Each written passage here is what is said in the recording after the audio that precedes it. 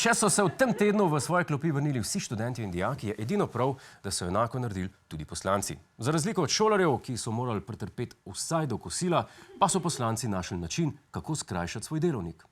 V hramu demokracije se je ta teden obetal natrpan urnik, a se je zapletlo že na samem začetku.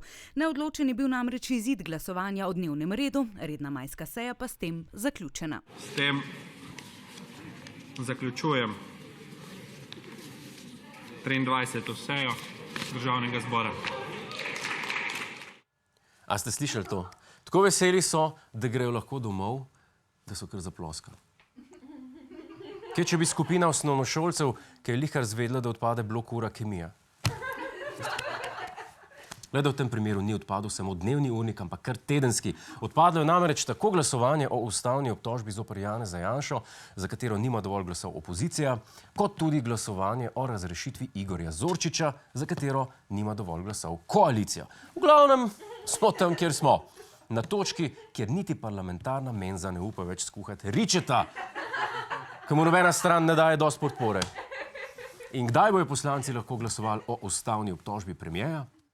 Vprašanje pri ustavni obtožbi je predvsem ta časovna razpoložljivost tudi predsednika vlade, za katerega vemo, da ima v tem času veliko tudi obveznosti, ki so na drugih sodiščih. Naš premier je kot en popularen kantavtor. Ne moreš ga blokirati za ustavno sodišče, če je že potrjen na Celjskem.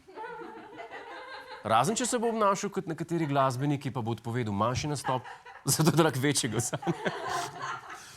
Glavni razlog za upor poslancev opozicije na glasovanju o dnevnem redu pa je bilo nestrinjanje z razdelitvijo mest v delovnih telesih Državnega zbora.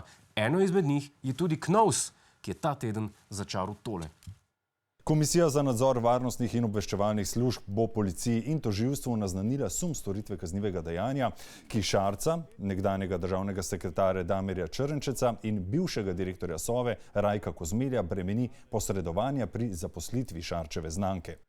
Lepo je videti, da se vladni predstavniki ukvarjajo s vprašanjem, ki je v času epidemije najbolj pomembno. Ali je lepa Nataša dobila službo po vezah, ali pa samo zato, ker je pač lepa. Ker če je dobila po vezah, je to najbolj slovenski način za dobiti službo. Če pa je dobila samo zato, ker je lepa, pa je to najbolj globalen način, kako dobiti službo. Na samo kazensko ovadbo pa se je seveda že odzval njen glavni akter, Lepi Marjan. Ja, o tej ovadbi govorijo že pol leta, tako da to ni nič novega. V Sloveniji ne moreš biti politik, če nimaš vsaj ene ovadbe. Pa ene babe zoprne. Če smo do zdaj za njega še zmer govorili, da je serpentinšek, je s kazensko ovadbo postal polnopravni član slovenske politike. Čestitke ob sprejemu v klub v kazensko ovadenih dežujejo iz celega sveta, kot prva pa sta mu dobrodošlico zaželela predsednik kluba Janez Janša in generalni sekretar Zmago Jelinčič. Častni član Borut Pahor pa se po svoji navadi do zadeve ni opredelil. Hej, to je naš YouTube kanal, klikni na ta gumb in se naroči, da boš na tekočem. Polagaj pa nas tudi na Facebooku in na Twitterju, pa na ulici, pa na kakšnem javnem WC-ju.